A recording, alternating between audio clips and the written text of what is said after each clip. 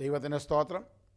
ഈ പ്രോഗ്രാമിൽ പങ്കെടുക്കുന്ന ബഹുമാന്യരായ എല്ലാവർക്കും കർത്താവായ യേശുക്രിസ്തുവിൻ്റെ നാമത്തിലുള്ള സ്നേഹ വന്ദനത്തെ അറിയിക്കുന്നു. പ്രാർത്ഥന എന്ന വിഷയത്തെക്കുറിച്ചാണല്ലോ നാം ചിന്തിച്ചുകൊണ്ടിരിക്കുന്ന രണ്ട് വേദഭാഗങ്ങൾ പ്രാരംഭമായി വായിപ്പാൻ ആഗ്രഹിക്കുന്നു. ലൂക്കോസിൻ്റെ സുവിശേഷം 18-ാം അധ്യായം 1-ാമത്തെ വാക്യം.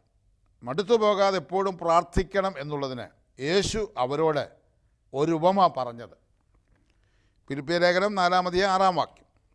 ഒന്നിനെക്കുറിച്ച് വിചാരപ്പെടരുത്, എല്ലാറ്റിലും പ്രാർത്ഥനയാലും അപേക്ഷയാലും നിങ്ങളുടെ ആവശ്യങ്ങൾ സ്തോത്രത്തോടുകൂടെ ദൈവത്തോട് അറിയിക്കുക അത്രേ വേണ്ടത്.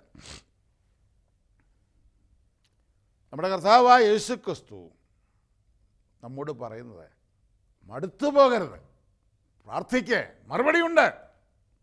പരിശുദ്ധാത്മാവ് പറയുന്നു എല്ലാം ദൈവത്തെ അറിയിക്കേ, മറുപടിയുണ്ട്. ഇന്ന് നമ്മുടെ കർത്താവായ യേശുക്രിസ്തു പറഞ്ഞ ആ കാര്യം ഒരു ഉപമയിലൂടെയാണ്. ആ ഭാഗം നമ്മൾ അല്പസമയം ചിന്തിപ്പാൻ ആഗ്രഹിക്കാം.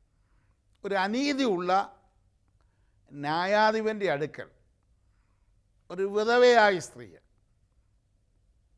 ഒരു കാര്യവുമായി കടന്നു വന്നു. ആ ന്യായാധിപൻ ശ്രദ്ധിച്ചില്ല. പല സമയത്ത് വന്ന് വീണ്ടും വീണ്ടും അസഹ്യപ്പെടുത്തുന്ന നിലയിൽ ആവശ്യപ്പെട്ടിട്ടും ആ ന്യായാധിപൻ ശ്രദ്ധിച്ചില്ല. പിന്നീട് ആ ന്യായാധിപൻ തീരുമാനിച്ചു അവൾ പ്രതികരിക്കും, അതുകൊണ്ട് നടത്തി കൊടുക്കാം എന്ന് പറഞ്ഞ് അവൾക്ക് ന്യായപാലനം ചെയ്തു കൊടുത്തു. ഇത് കർത്താവ് ഒരു ഉപമയായിട്ട് പറഞ്ഞിട്ട് ഈ അനീതിയുള്ളൊരു മനുഷ്യൻ്റെ അടുക്കൽ ഒരു വിധവയായ സ്ത്രീ വന്ന് ആവശ്യപ്പെട്ടപ്പോൾ ആ ന്യായാധിപൻ പറഞ്ഞത് നിങ്ങൾ ശ്രദ്ധിക്കുക. അവൻ ആ സ്ത്രീക്ക് വേണ്ടി പ്രവർത്തിച്ചുവെങ്കിൽ, ആ വിധവയ്ക്ക് വേണ്ടി പ്രവർത്തിച്ചുവെങ്കിൽ ദൈവമോ രാപ്പകൽ തന്നോട് നിലവിളിക്കുന്ന വൃദ്ധന്മാരുടെ കാര്യത്തിൽ, ഭക്തന്മാരുടെ കാര്യത്തിൽ, ദൈവത്തിൽ ആശ്രയിക്കുന്നവരുടെ കാര്യത്തിൽ പ്രതിക്രിയ നടത്തി രക്ഷിക്കയില്ലയോ എന്നൊരു ചോദ്യമാണ്. മടുത്തു പോകാതെ പ്രാർത്ഥിക്കണമെന്ന് പറഞ്ഞ ആ വിഷയത്തെ ഉറപ്പിക്കാൻ ഒരു ഉപമ പറഞ്ഞിട്ട് ദൈവത്തെക്കുറിച്ച് പറഞ്ഞ ഒരു ചോദ്യം ചോദിച്ചിരിക്കുക. അവർക്ക് ഉത്തരവില്ലാതിരിക്കുമ്പോൾ കർത്താവ് തന്നെ ഉത്തരം പറയുന്നു. അതെ, കർത്താവ് പറയുന്നു വേഗത്തിൽ ദൈവം പ്രതിക്രിയ നടത്തി രക്ഷിക്കും, പ്രതിക്രിയ പരിഹാരം വരുത്തും, വേഗത്തിൽ പ്രവർത്തിക്കും. കർത്താവ് പറയുക മടുത്തു പോകാതെ പ്രാർത്ഥിക്കുക, വേഗത്തിൽ ദൈവം പ്രവർത്തിക്കും. ദൈവദാസന്മാരുടെ ജീവിതത്തിൽ കഴിഞ്ഞ ആളുകൾ ഇങ്ങനെയുള്ള പ്രതിസന്ധികൾ ഉണ്ടായപ്പോൾ അവർ ദൈവത്തോട് നിലവിളിച്ചു. ദൈവം ഇറങ്ങി വന്ന് പ്രവർത്തിച്ചതിനെക്കുറിച്ച് ദൈവത്തിൻ്റെ വചനത്തിൽ രേഖപ്പെടുത്തിയിരിക്കുന്നു. സാക്ഷികളുടെ വലിയ സമൂഹമാണ് ഈ പുസ്തകത്തിലുള്ളത്. എബ്രായ ലേഖനം 12-ാം അധ്യായത്തിൽ സാക്ഷികളുടെ ഇത്ര വലിയൊരു സമൂഹം നമുക്ക് ചുറ്റും നിൽക്കുന്നത് കൊണ്ട്, ഏതാണ് ആ സമൂഹം? എബ്രായ ലേഖനം 11-ാം അധ്യായത്തിൽ ഹാവേൽ മുതലുള്ള വിശുദ്ധന്മാരെക്കുറിച്ച് പറഞ്ഞിട്ട് അവരെല്ലാം വിശ്വാസത്താൽ ദൈവത്തെ കണ്ട് അനുഗ്രഹം പ്രാപിച്ചുവെങ്കിൽ, അവരെല്ലാം ഓടിയെത്തിയെങ്കിൽ, അവരെല്ലാം വിജയിച്ചുവെങ്കിൽ, ഈ സാക്ഷികളുടെ ഇത്ര വലിയൊരു സമൂഹം നമുക്ക് ചുറ്റും നിൽക്കുന്നതുകൊണ്ട് നിങ്ങളും ജയിക്കും. സകലഭാരവും മുറുകപ്പറ്റുന്ന ഭാവം വിട്ട് നമുക്ക് മുമ്പിൽ വച്ചിരിക്കുന്ന ഓട്ടം സ്ഥിരതയോടെ ഓടുക. നമ്മുടെ ജീവിതയാത്രയിൽ, ക്രിസ്തീയ ജീവിതയാത്രയിൽ ഓടി ജയിക്കുവാൻ ദൈവം തന്നിരിക്കുന്ന സാക്ഷികളുടെ സമൂഹമാണ് പഴയ നിയമത്തിലെ കഥാപാത്രങ്ങൾ. അനേക കഥാപാത്രങ്ങൾ ഇതോടുള്ള ബന്ധത്തിൽ നമുക്ക് കാണുവാൻ കഴിയും. ദാവീദിന്റെ ജീവിതത്തിൽ അനേക പ്രതിസന്ധികൾ വന്ന സന്ദർഭങ്ങളുണ്ട്. ദാവീദ് രാജാവായി ഏകദേശം 30 വർഷം ഭരിച്ചു കഴിഞ്ഞപ്പോൾ സമ്പൽ സമൃദ്ധമായ അവസ്ഥയിൽ എല്ലാം അനുഗ്രഹമായി തീർന്ന് മുമ്പോട്ട് പോകുന്ന അവസരത്തിൽ വലിയൊരു പ്രതിസന്ധി തൻ്റെ ജീവിതത്തിൽ കടന്നു വന്നു. തൻ്റെ മകൻ അബ്ശാലോം സ്വയം രാജാവായി പ്രഖ്യാപിച്ചു. ചില നാളുകൾ കൊണ്ട് കൗശലത്തിലെ ആളുകളെ സ്വാധീനിച്ച് 2 ശമൂവേൽ 15-ാം അധ്യായത്തിൽ സ്വയം രാജാവായി പ്രഖ്യാപിച്ച് ചില ആളുകളെ കൂട്ടി അദ്ദേഹത്തെ രാജാവെന്ന് പറഞ്ഞ് ജയ് വിളിച്ചു. ഇവരെ മറിഞ്ഞ് ഓടി ദാവീദിൻ്റെ അടുക്കൽ ആളുകൾ പറഞ്ഞു, നിൻ്റെ മകൻ അബ്ശാലോം രാജാവായി സ്വയം പ്രഖ്യാപിച്ചിരിക്കുന്നു. തൻ്റെ മകൻ്റെ സ്വഭാവം അറിയാവുന്നതുകൊണ്ട് അവൻ എന്നെയും നിങ്ങളെ കൊല്ലും, അതുകൊണ്ട് നമുക്ക് നാട് വിട്ട് ഓടിപ്പോകാമെന്ന് പറഞ്ഞ് അദ്ദേഹം ജീവനും കൊണ്ട് തൻ്റെ വീട് വിട്ട് കൊട്ടാരം വിട്ട് ഓടി ഒരു മലയുടെ മുകളിൽ എത്തിച്ചേർന്നു. 15-ാം അധ്യായം 30-ാം വാക്യം, ദാവീദ് തലമൂടിയും ചെരുപ്പിടാതെയും നടന്ന് കരഞ്ഞും കൊണ്ട് ഒലൂവ് മലയുടെ കയറ്റം കയറി. കൂടെയുള്ള ജനമൊക്കെയും തലമൂടി കരഞ്ഞും കൊണ്ട് കയറി ചെന്നു. അബ്ശാലോമിനോട് കൂടെയുള്ള കൂട്ടുകാരിൽ അഹീതോഫേൽ ഉണ്ടെന്ന് ദാവീദിന് അറിവ് കിട്ടിയപ്പോൾ, യഹോവേ, അഹീതോഫേലിൻ്റെ ആലോചനയെ അബദ്ധമാക്കണമേ എന്ന് പ്രാർത്ഥിച്ചു. നോക്കുക, ദാവീദ് തൻ്റെ മകനെ പേടിച്ച് ഓടിപ്പോകുമ്പോൾ ചെരുപ്പ് പോലും ഇടാതെ തലയിൽ തുണിയിട്ടുകൊണ്ട് കരഞ്ഞുകൊണ്ട് ഓടിപ്പോകുമ്പോൾ ഒരു വാർത്ത അറിഞ്ഞു.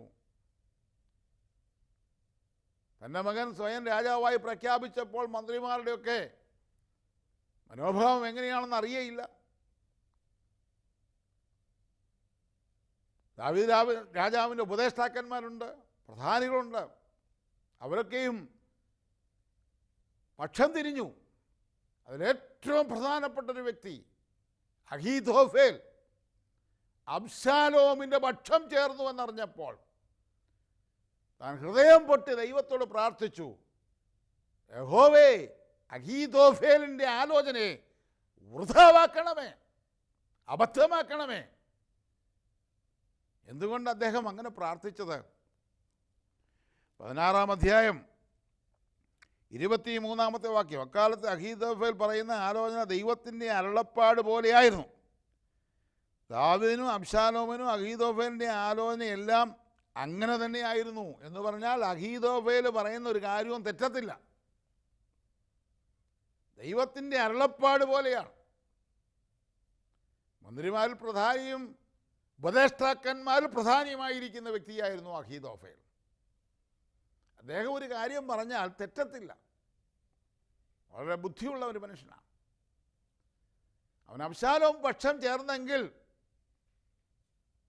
തന്നെ അബ്ശാലോം കൊല്ലും, അതിനുള്ള വഴികൾ പറഞ്ഞു കൊടുക്കും. അതുകൊണ്ട് അദ്ദേഹം നിലവിളിച്ച് ദൈവത്തോട് പ്രാർത്ഥിക്കുന്ന ഒരു കൊച്ചു പ്രാർത്ഥന, യഹോവേ, അഹീതോഫേലിൻ്റെ ആലോചനയെ അബദ്ധമാക്കണമേ. ഈ പ്രാർത്ഥന സ്വർഗത്തിൽ ചെന്നപ്പോൾ ദൈവം എങ്ങനെയാണ് പ്രതികരിച്ചത്? 17-ാം അധ്യായം 14-ാമത്തെ വാക്യം, അപ്പോൾ അബ്ശാലോമും എല്ലാ ഇസ്രായേലും അഹീതോഫേലിൻ്റെ ആലോചനയേക്കാൾ അർഖ്യനായ ഹൂശായിയുടെ ആലോചന നല്ലതെന്ന് പറഞ്ഞു. അബ്ശാലോമിന് അനർത്ഥം വരേണ്ടതിന് അഹീതോഫേലിൻ്റെ നല്ല ആലോചനയെ വ്യർത്ഥമാക്കുവാൻ യഹോവ നിശ്ചയിച്ചിരുന്നു. അഹീതോഫേലിൻ്റെ ആലോചനയെ വ്യർത്ഥമാക്കുവാൻ ദൈവം നിശ്ചയിക്കുവാൻ കാരണം എന്താണ്? ഒരു കൊച്ചു പ്രാർത്ഥന സ്വർഗത്തിൽ ചെന്നു. അഹീതോഫേലിൻ്റെ ആലോചനയെ അബദ്ധമാക്കണമേ, വൃഥാവാക്കണമെന്ന് പ്രാർത്ഥിച്ച പ്രാർത്ഥന സ്വർഗത്തിൽ ചെന്നപ്പോൾ ദൈവം തീരുമാനിച്ചു അത് വൃഥാവാക്കുവാൻ.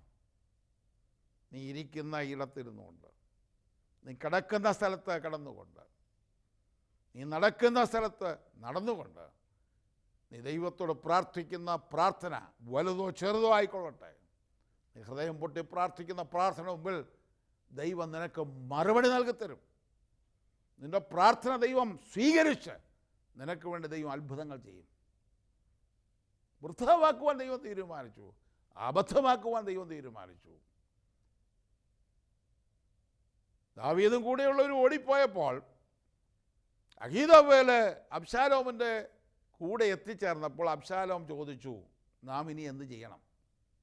അവിടെ എഴുതിയിരിക്കുന്നത് എങ്ങനെയാണ്? അഹീതോഫേൽ പറഞ്ഞു, പട്ടാളക്കാരെ കൂട്ടി ഞാൻ പോകാം, ഇപ്പോൾ തന്നെ പോയി ദാവീദിനെ നമുക്ക് കൊല്ലാം എന്ന് പറഞ്ഞ് അബ്ശാലോമിനെ സമ്മതിപ്പിച്ചു. അവിടെ എഴുതിയിരിക്കുന്നത് എങ്ങനെയാണ്? 17-ാം അധ്യായം 1-ാം വാക്യം. അനന്തരം അഹീതോഫേൽ അബ്ശാലോമിനോട് പറഞ്ഞത്, ഞാൻ 10000 പേരെ തിരഞ്ഞെടുത്ത് പുറപ്പെട്ട് ഇന്ന് രാത്രി തന്നെ ദാവീദിനെ പിന്തുടരട്ടെ. ക്ഷീണിച്ചും അധൈര്യപ്പെട്ടും ഇരിക്കുന്ന അവനെ ഞാൻ ആക്രമിച്ച് ഭ്രമിപ്പിക്കും. അപ്പോൾ അവനോടുകൂടെയുള്ള ജനമൊക്കെ ഓടിപ്പോകും, ഞാൻ രാജാവിനെ മാത്രം വെട്ടിക്കളയും. ഇതാണ് അഹീതോഫേൽ പറഞ്ഞത്. അതുകൊണ്ട് പൊക്കോ എന്ന് ഒരു ഓർഡർ കൊടുത്തു. അഹീതോഫേൽ പോകുവാൻ വേണ്ടി വീട്ടിൽ പോയി കാര്യങ്ങളെല്ലാം ക്രമീകരിച്ച് വരാൻ വേണ്ടി വീട്ടിലേക്ക് പോയി. അപ്പോൾ ദാവീദിൻ്റെ ഒരു സ്നേഹിതനായിരിക്കുന്ന അർക്കിയനായ ഹൂശായി അബ്ശാലോമിൻ്റെ പക്ഷം ചേർന്ന് ദാവീദിനോട് സ്നേഹമുള്ളത് കൊണ്ട് ഇവിടുത്തെ വിവരങ്ങൾ അറിയുവാൻ ചേർന്നതാണ്. വിവരം അറിഞ്ഞു. അഹീതോഫേൽ പറഞ്ഞിരിക്കുന്ന ആലോചന ഹൂശായി കേട്ടപ്പോൾ അർക്കിയനായ ഹൂശായി അബ്ശാലോമിനോട് പറഞ്ഞു, അങ്ങനെ ചെയ്യരുത്, നിൻ്റെ പിതാവ് ചെറിയ ആളൊന്നുമല്ല, വലിയ മനുഷ്യനാണ്, അദ്ദേഹത്തെ യുദ്ധം ചെയ്ത് കൊല്ലുവാൻ കഴിയയില്ല. അതുകൊണ്ട് പെട്ടെന്ന് ചെന്ന് യുദ്ധം ചെയ്യുവാൻ 10000 പേരെയും കൂട്ടി അഹീതോഫേൽ ചെല്ലുമ്പോൾ അവർ തിരിച്ചു പ്രതികരിച്ച്, ഈ കൂട്ടത്തിൽ ആരെങ്കിലും കൊല്ലപ്പെട്ടാൽ, ഇവരെ തിരിച്ചോടിയാൽ നീ പരാജയപ്പെട്ടു പോകും, ദാവീദ് വിജയിച്ചു എന്നുള്ള വാർത്ത അറിയും, അങ്ങനെ വന്നാൽ നിന്റെ രാജ്യത്ത് ഉറക്കുകയില്ല എന്ന് പറഞ്ഞപ്പോൾ അബ്ശാലോമിൻ്റെ മനസ്സിൽ തോന്നി, ഇതാണ് ശരിയായ ആലോചന, കുറച്ചുകൂടെ കഴിയട്ടെ, അതിനുശേഷം നമുക്ക് പോയി പിടിക്കാം എന്ന് പറഞ്ഞിട്ട് ദാവീദിനെ വിവരം അറിയിച്ച് ദാവീദ് പെട്ടെന്ന് ആ സ്ഥലത്തു നിന്ന് മറ്റൊരു സ്ഥലത്തേക്ക് മാറി. അഹീതോഫേൽ ആലോചനയെല്ലാം പറഞ്ഞിട്ട് താൻ ഇന്ന് വരെ പറഞ്ഞ കാര്യങ്ങളെല്ലാം നടന്നിട്ടുണ്ട്. വലിയ അഭിമാനിയാണ്, വലിയ മാന്യനാണ്, ആളുകളുടെ വലിയ അംഗീകാരമുള്ള ആളാണ്. അങ്ങനെ 10000 പേരെയും കൂട്ടി യുദ്ധത്തിന് പോകാൻ വീട്ടിൽ പോയി കാര്യങ്ങളെല്ലാം ചെയ്ത് തിരിച്ചു വന്ന് കൊട്ടാരത്തിൽ വന്നപ്പോഴാണ് വിവരം അറിയുന്നത്, ഇപ്പോൾ പോകണ്ട, ഇന്ന് പോകണ്ട, താൻ പറഞ്ഞ ആലോചന മാറിയിരിക്കുന്നു. അഭിമാനിയായ അഹീതോഫേൽ ഇവിടെ എഴുതിയിരിക്കുന്നത് എങ്ങനെയാണ്? 17-ാം അധ്യായം 23-ാം വാക്യം. എന്നാൽ അഹീതോഫേൽ തൻ്റെ ആലോചന നടന്നില്ല എന്ന് കണ്ടപ്പോൾ കഴുതപ്പുറത്ത് കോപ്പിട്ട് കയറി തൻ്റെ പട്ടണത്തിൽ വീട്ടിലേക്ക് ചെന്ന് വീട്ടുകാരെ ക്രമപ്പെടുത്തിയ ശേഷം കെട്ടിഞ്ഞാന്ന് മരിച്ചു. നോക്കുക, അഹീതോഫേൽ കെട്ടിഞ്ഞാന്ന് മരിച്ചു. ദാവീദ് അഹീതോഫേലിനെ കൊല്ലുവാൻ ദൈവത്തോട് പ്രാർത്ഥിച്ചില്ല, അഹീതോഫേലിൻ്റെ ആലോചനയെ വൃഥാവാക്കണമേ. ദൈവം എടുക്കുന്ന തീരുമാനം നമുക്ക് ചോദ്യം ചെയ്യുവാൻ കഴിയില്ല. ഹൃദയം മുട്ടിയൊരു പ്രാർത്ഥന സ്വർഗത്തിൽ ചെന്നപ്പോൾ ഇനി മേലാൽ ഇതുപോലൊരു പ്രാർത്ഥന നിലവിളി ഉണ്ടാകരുതെന്നുള്ള നിലയിൽ ദൈവം അക്കാര്യങ്ങൾ പൂർണ്ണമായ പരിഹാരം കൽപ്പിക്കും. നമ്മുടെ ഒരു പ്രാർത്ഥന ചെല്ലുമ്പോൾ ദൈവം ഒരു പൂർണ്ണമായ പരിഹാരം തരുന്ന ദൈവമാണ്. രാപ്പകൽ തന്നോട് നിലവിളിക്കുന്ന വൃദ്ധന്മാരുടെ കാര്യത്തിൽ ദീർഘക്ഷമയുള്ള ദൈവമാണെങ്കിലും പ്രതിക്രിയ നടത്തി രക്ഷിച്ചേ മതിയാകുകയുള്ളൂ. വേഗത്തിൽ ദൈവം പ്രവർത്തിക്കും. പുതിയ കാലഘട്ടത്തിൽ പ്രവൃത്തിയുടെ പുസ്തകം 12-ാം അധ്യായത്തിൽ ഇതുപോലെ സംഭവം നമുക്ക് കാണുവാൻ കഴിയും. പ്രവൃത്തിയുടെ പുസ്തകം 12-ാം അധ്യായത്തിൽ സഭ വളർന്നുകൊണ്ടിരിക്കുന്ന അനേക ആളുകൾ ക്രിസ്തീയ സഭയിലേക്ക് കടന്നു വന്നുകൊണ്ടിരിക്കുന്നു. അന്ന് യഹൂദന്മാരുടെ മതത്തിൽ നിന്നാണ് അനേകരെ ക്രിസ്തീയ വിശ്വാസത്തിലേക്ക് കടന്നു വരുന്നത്. അതുകൊണ്ട് യഹൂദന്മാർക്ക് വലിയ വിരോധമുണ്ട്. 12-ാം അധ്യായം 1 മുതലുള്ള വാക്യങ്ങൾ. ആ കാലത്ത് ഹെരോദ രാജാവ് സഭയിൽ ചിലരെ പീഡിപ്പിക്കേണ്ടതിന് കൈനീട്ടി. യോഹന്നാൻ്റെ സഹോദരനായ യാക്കോബിനെ അവൻ വാൾ കൊണ്ട് കൊന്നു. അത് യഹൂദന്മാർക്ക് പ്രസാദമായി എന്ന് കണ്ട് അവൻ പത്രോസിനെയും പിടിച്ചു. അപ്പോൾ പുളിപ്പില്ലാത്ത അപ്പത്തിൻ്റെ പെരുന്നാളായിരുന്നു. അവനെ പിടിച്ച ശേഷം പെസഹ കഴിഞ്ഞിട്ട് ജനത്തിന് മുമ്പിൽ നിർത്തുവാൻ ഭാവിച്ച് തടവിലാക്കി. അവനെ കാപ്പാൻ 4 ചേവറുള്ള 4 കൂട്ടത്തിനെ ഏൽപ്പിച്ചു. ഇങ്ങനെ പത്രോസിനെ തടവിൽ സൂക്ഷിച്ചു വരുമ്പോൾ സഭ ശ്രദ്ധയോടെ അവന് വേണ്ടി ദൈവത്തോട് പ്രാർത്ഥന കഴിച്ചു പോന്നു. നോക്കുക, ഹേരോദ രാജാവ് സഭയിൽ ചിലരെ പീഡിപ്പിക്കേണ്ടതിന് കൈനീട്ടി. പുതിയ നിയമത്തിൽ 3 ഹേരോദമാരെ കുറിച്ച് പറഞ്ഞിട്ടുണ്ട്. നമ്മുടെ കർത്താവായ യേശുക്രിസ്തു ജനിക്കുന്ന സമയത്ത് അവിടുത്തെ ഭരണം നടത്തിയിരുന്ന ആൾ ഹെരോദാവാണ്. അദ്ദേഹത്തെ രാജാവെന്ന് പറഞ്ഞിരിക്കുന്നു, മഹാനായ ഹെരോദ രാജാവ്.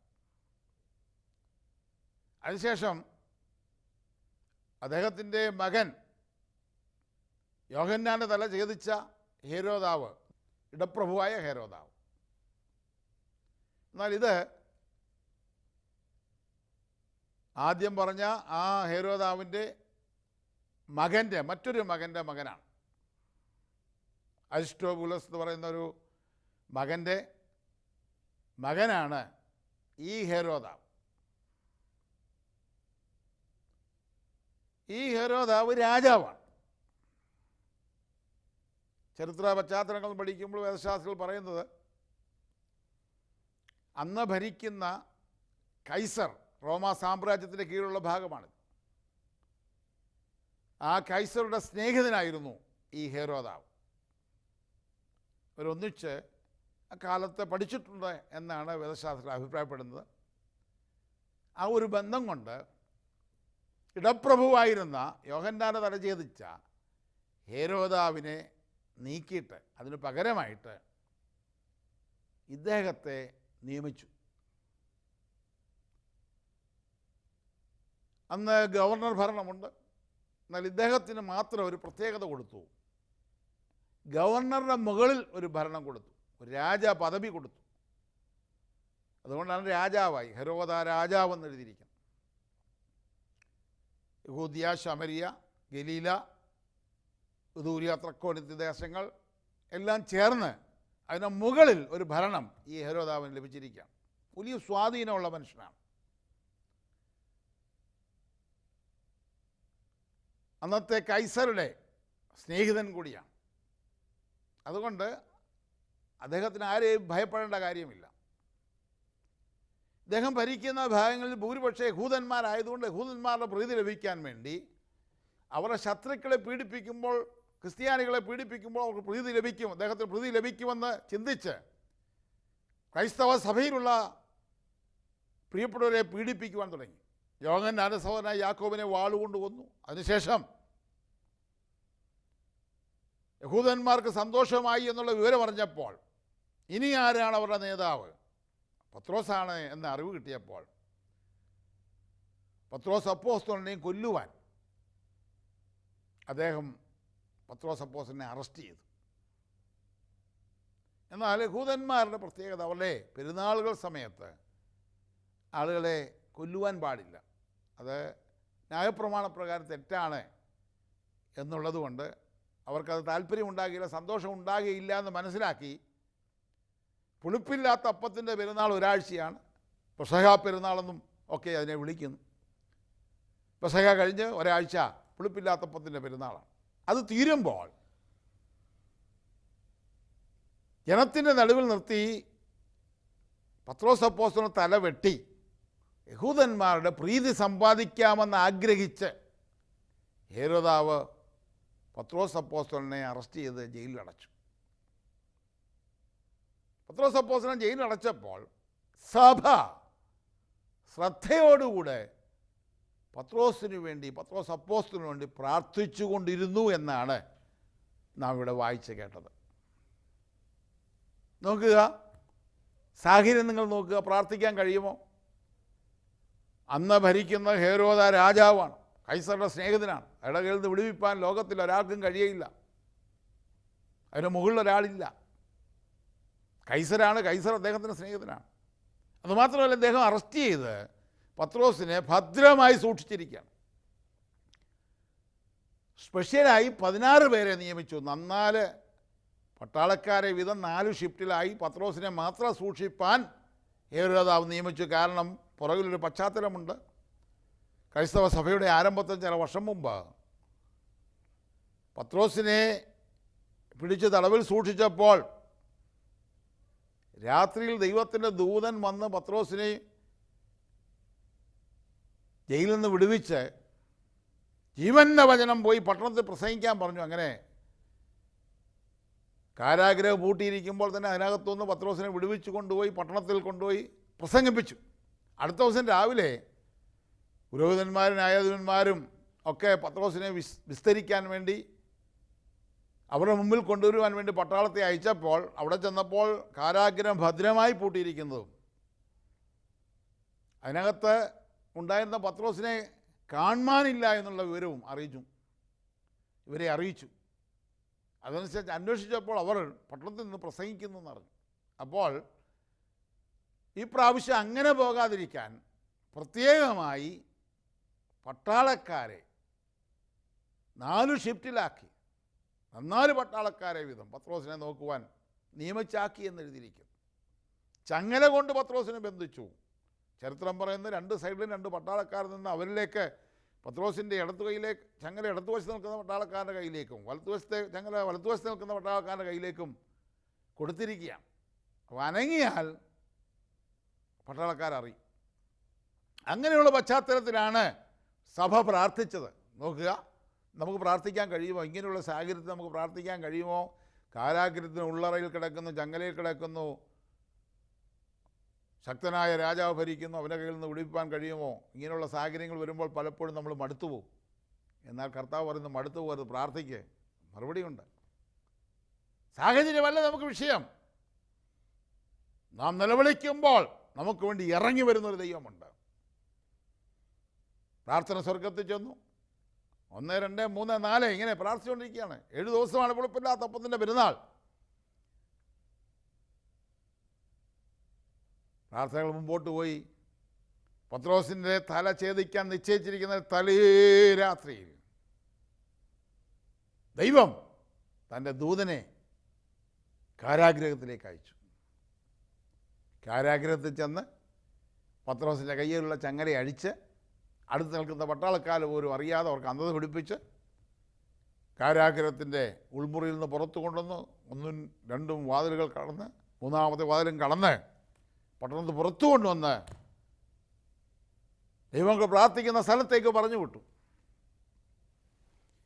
അങ്ങനെ പത്രോസ് ഇതെല്ലാം ഒരു സ്വപ്നമാണെന്ന് ധരിച്ചു. പക്ഷേ പട്ടണത്തിൽ ചെന്ന് നോക്കുമ്പോൾ യാഥാർത്ഥ്യമാണെന്ന് മനസ്സിലായി. അതിനുശേഷം പത്രോസ് തൻ്റെ പ്രിയപ്പെട്ടവർ പ്രാർത്ഥിക്കുന്ന സ്ഥലത്തേക്ക് കടന്നു ചെന്നു. 12-ാം അധ്യായം 16-ാം വാക്യം. പത്രോസ് മുട്ടിക്കൊണ്ടിരുന്നു. അവർ തുറന്നപ്പോൾ അവനെ കണ്ട് വിസ്മയിച്ചു. നോക്കുക, വിസ്മയം തോന്നത്തക്ക വിധത്തിൽ ദൈവം പ്രവർത്തിക്കുക. നാം പ്രാർത്ഥിക്കുന്ന വിഷയത്തിന് നമുക്ക് വിസ്മയം തോന്നത്തക്ക വിധത്തിൽ ദൈവം പ്രവർത്തിക്കും. വാത് തുറന്നപ്പോൾ അവർ പ്രാർത്ഥിച്ച പ്രാർത്ഥനയുടെ മറുപടി അവരുടെ മുമ്പിൽ നിൽക്കുക. എവിടെ കിടന്നതാണ്? കാരാഗ്രഹത്തിൽ കിടന്നതാണ്. ചങ്ങലെ കിടന്ന വിഷയമാണ്. അക്ഷരീയമായി ചങ്ങലെ കിടന്ന വിഷയം, അക്ഷരീയമായി കാരാഗ്രഹത്തിന് ഉള്ളിൽ കിടന്ന വിഷയം. നമ്മൾ പ്രാർത്ഥിക്കുമ്പോൾ അക്ഷരീയമായി വാതിൽ തുറക്കുവാൻ ദൈവത്തിന് കഴിയും. അക്ഷരീയമായ ചങ്ങലകളെ അഴിക്കുവാൻ ദൈവത്തിന് കഴിയും. ദൈവം തൻ്റെ ദൂതനെ അയച്ച് നമുക്ക് വേണ്ടി അത്ഭുതങ്ങൾ ചെയ്യും. മടുത്തു പോകാതെ പ്രാർത്ഥിക്കും, ദൈവം പ്രവർത്തിക്കും. ഒന്നിനെക്കുറിച്ചും അതുകൊണ്ട് നമ്മൾ വിചാരപ്പെടുന്നത് എല്ലാം അങ്ങോട്ട് അറിയിക്കുക അത്രേ വേണ്ടത്. നാം അറിയിക്കുമ്പോൾ ദൈവം നമുക്ക് വേണ്ടി പ്രവർത്തിക്കും. പത്രോസിനെ വിടുവിക്കണമേ എന്ന് മാത്രമേ അവർ പ്രാർത്ഥിച്ചുള്ളൂ. എന്നാൽ ദൈവം ചില സന്ദർഭങ്ങളിൽ തീരുമാനമെടുക്കും. ദീർഘക്ഷമയുള്ളവനായാലും, കർത്താവ് പറയാം, ദീർഘക്ഷമയുള്ള ദൈവമാണെങ്കിലും ചില പ്രാർത്ഥനകൾക്ക് ദൈവം എടുക്കുന്ന തീരുമാനം എന്താണെന്ന് നമുക്ക് പറയുവാൻ കഴിയില്ല. യോഹന്നാന്റെ സഹോദരനായ യാക്കോബിനെ വാളുകൊണ്ട് കൊന്നു. ദൈവമക്കളുടെ ഹൃദയം പൊട്ടിപ്പോയി. അതിനുശേഷം പത്രോസിനെ വീണ്ടും തടവിൽ പിടിച്ചിട്ടു. കൊല്ലാനായിട്ട് തീരുമാനിച്ചു. ഈ അഹങ്കാരിയായ, ധിക്കാരിയായ, ആരെയും ഭയമില്ലാത്ത ഈ ഹെരോദാവ് വീണ്ടും രാജാവായി തുടർന്നാൽ വീണ്ടും ദൈവമക്കളുടെ നിലവിളി ഉയരുമെന്ന് ദൈവത്തിന് ബോധ്യമായതുകൊണ്ട് പത്രോസിനെ മാത്രം വിടുവിക്കാനല്ല ദൂതനെ പറഞ്ഞു വിട്ടെന്ന് ഈ അധ്യായത്തിൽ നമുക്ക് കാണുവാൻ കഴിയും. ഇനിയും ഇതിൻ്റെ പേരിലൊരു നിലവിളി ഇവിടെ വരരുത് എന്ന് ദൈവം തീരുമാനിച്ച് ദൂതൻ പോകുന്നതിന് മുമ്പ് 23-ാം വാക്യം 12-23, അവൻ ദൈവത്തിന് മഹത്വം കൊടുക്കായിയാൽ കർത്താവിൻ്റെ ദൂതൻ ഉടനെ അവനെ അടിച്ചു, അവൻ ക്രമിക്കിരയായി പ്രാണനെ വിട്ടു. ശാശ്വതമായ പരിഹാരം എല്ലാ വിഷയത്തിന്മേലും ദൈവം വരുത്തും. നമ്മുടെ ദൈവത്തിന് കഴിയാത്തൊരു കാര്യവുമില്ല. അതുകൊണ്ട് മടുത്തു പോകരുത്, പ്രാർത്ഥിക്ക്. ദൈവം നമുക്ക് വേണ്ടി അത്ഭുതങ്ങൾ ചെയ്യും. ശിംശോൻ എന്ന് പറയുന്നൊരു ദൈവദാസൻ, അദ്ദേഹത്തിൻ്റെ ജനനത്തിന് മുമ്പ് തന്നെ ദൈവം അദ്ദേഹത്തെക്കുറിച്ച് പറഞ്ഞിരുന്നു. ഫെലിസ്ത്യർ ഇസ്രായേലിനെ വാണുകൊണ്ടിരിക്കുന്ന സമയത്ത് ഫെലിസ്ത്യരെ ഓടിച്ച് ഇസ്രായേലിന് ജയം കൊടുക്കുവാൻ ന്യായാധിപന്മാരുടെ കാലഘട്ടത്തിൽ ദൈവം നൽകിയ ഒരു മകനാണ് ശിംശോൻ. ഫെലിസ്ത്യരെ ഇസ്രായേലിൽ നിന്ന് ഓടിച്ചുവിട്ട് ഇവർക്ക് വിജയം കൊടുക്കുവാൻ വേണ്ടി ദൈവമാക്കിയ ശിംശോൻ ജനിച്ച് ചില വർഷം കഴിഞ്ഞു. പരിശുദ്ധാത്മാവിൻ്റെ അത്യന്ത ശക്തി ഉണ്ടായിരുന്നു, അഭിഷേകമുണ്ടായിരുന്നു. എന്നാൽ അതെല്ലാം നഷ്ടപ്പെടുത്തി പാവവഴിയിൽ ജീവിച്ച് ഫെലിസ്ത്യരെ ഓടിച്ചു കളയുവാൻ, ഫെലിസ്ത്യരുടെ മേൽ ഇസ്രായേൽ മക്കൾ ജയം കൊടുക്കുവാൻ ദൈവമാക്കിയ ശിംശോൻ അവസാനം ഫെലിസ്ത്യരുടെ കയ്യിൽ ഒരു കളിപ്പാവിയായി അവിടെ മാവ് കുഴച്ചുകൊണ്ടിരിക്കുമ്പോൾ, ഒരു പരിഹാസ വിഷയമായ അവരുടെ മധ്യത്തിൽ ചങ്ങലയിൽ കിടക്കുമ്പോൾ, രണ്ട് കണ്ണും കുത്തിപ്പൊട്ടിച്ച് ചങ്ങലയിൽ കിടക്കുമ്പോൾ, അദ്ദേഹം അവരുടെ മധ്യത്തിൽ ദൈവത്തോട് നിലവിളിച്ചു പ്രാർത്ഥിച്ചു. ദൈവമേ, എൻ്റെ പ്രാർത്ഥനയ്ക്ക് ഉത്തരം തന്നു, ഒരിക്കൽ കൂടി ഒരു ശക്തി തരണമെന്ന് ദൈവത്തോട് പ്രാർത്ഥിച്ച പ്രാർത്ഥന ന്യായാധിപന്മാരുടെ പുസ്തകത്തിൽ രേഖപ്പെടുത്തിയിട്ടുണ്ട്. 16-ാമത്തെ 28-ാം വാക്യത്തിൽ അദ്ദേഹം പ്രാർത്ഥിച്ചു, ഒരിക്കൽ കൂടി ദൈവം എനിക്ക് വേണ്ടി പ്രവർത്തിക്കണമെന്ന് പ്രാർത്ഥിച്ച പ്രാർത്ഥന. സ്വർഗത്തിൽ ചെന്നപ്പോൾ ദൈവം തൻ്റെ പ്രാർത്ഥന കേട്ടു. താൻ ഭൂമിയിൽ ജീവിച്ചിരുന്നതിനേക്കാൾ കൂടുതൽ അതിൻ്റെ ഇരട്ടി കാര്യങ്ങൾ ആ പ്രാർത്ഥനയുടെ മുമ്പിൽ പ്രവർത്തിപ്പാനിടയായി തീർന്നു. അതുമാത്രമല്ല, ദൈവത്തിൻ്റെ വഴി വിട്ടുപോയ ശിംശോൻ, ദൈവത്തിൽ ഇങ്ങനെ അകന്നുപോയ ശിംശോൻ ആ ഒരു പ്രാർത്ഥനയുടെ മുമ്പിൽ വിശ്വാസ വീരന്മാരുടെ പട്ടികയിലേക്ക് കടന്നു വന്നു. എബ്രായ ലേഖനം 11-ാം അധ്യായത്തിൽ വിശ്വാസ വീരന്മാരുടെ പട്ടികയെക്കുറിച്ച് പറയുമ്പോൾ ഇനി എന്തു പറയണ്ടു, ഗിദ്യോൻ, ബാരാക്ക്, ശിംശോൻ, ഇഫ്താഖ്, ദാവീദ് എന്നിവരെയും ഇപ്പോൾ ആ പട്ടികയിൽ ശിംശോൻ്റെ പേര് വന്നു. ഈ പ്രാർത്ഥനയിൽ എങ്ങനെയാണ് വന്നത്? വിശ്വാസ രാജ്യങ്ങളുടെ ഇടയ്ക്ക് നീന്തി നടത്തി, വാഗ്ദത്തം പ്രാപിച്ചു, സിംഹങ്ങളെ വായടച്ചു, തീയുടെ ബലം കെടുത്തി, വാളിൻ്റെ വായ്ക്ക് തെറ്റി, ബലഹീനതയിൽ ശക്തി പ്രാപിച്ചു. ആ പ്രാർത്ഥനയിൽ ബലഹീനത ശക്തി പ്രാപിച്ചപ്പോൾ ശിംശോൻ വിശ്വാസ വീരന്മാരുടെ പട്ടികയിൽ വന്നു. പ്രാർത്ഥന നമ്മുടെ ചരിത്രത്തെ മാറ്റും, നിൻ്റെ സ്ഥിതിയെ മാറ്റും. നീ ഏത് അവസ്ഥയിലാണെങ്കിലും പ്രാർത്ഥിച്ചാൽ ദൈവം നിനക്ക് വേണ്ടി അത്ഭുതങ്ങൾ ചെയ്യും. നമുക്ക് പ്രാർത്ഥിക്കാം. ദൈവമേ, കൃഷ്ണ, ഞങ്ങളുടെ പിതാവേ, ഞങ്ങൾ ഒന്നിച്ച് തിരുമുഖത്തേക്ക് നോക്കുന്നു. ദാവീദിന് വേണ്ടി അത്ഭുതം ചെയ്ത ദൈവമേ, പുതിയ നിയമ ദൈവമക്കൾക്ക് വേണ്ടി അത്ഭുതം ചെയ്ത ദൈവമേ, ശിംശോന് വേണ്ടി അത്ഭുതം ചെയ്ത ദൈവമേ, ഇന്ന് പ്രാർത്ഥിക്കുന്ന ഓരോരുത്തരുടെയും വിഷയത്തിന്മേൽ അവിടുന്ന് അത്ഭുതങ്ങളെ ചെയ്യണമെന്ന് പ്രാർത്ഥിക്കുന്നു. നസ്രനായ യേശു ക്രിസ്തുവിൻ്റെ നാമത്തിൽ വിശ്വാസത്താൽ ഞങ്ങൾ മറുപടികൾ അവകാശമാക്കുന്നു. യേശു ക്രിസ്തുവിൻ്റെ നാമത്തിൽ തന്നെ ആമേൻ. ദൈവം നിങ്ങളെ എല്ലാവരെയും അനുഗ്രഹിക്കുമാറാകട്ടെ. അസാധ്യമായതൊന്നുമില്ല, അസാധ്യമായതൊന്നുമില്ല, ഇല്ല ഇല്ല അസാധ്യമായതില്ല, ദൈവത്താൽ അസാധ്യമൊന്നുമില്ല, ഇല്ല ഇല്ല അസാധ്യമായതില്ല, ദൈവത്താൽ അസാധ്യമൊന്നുമില്ല.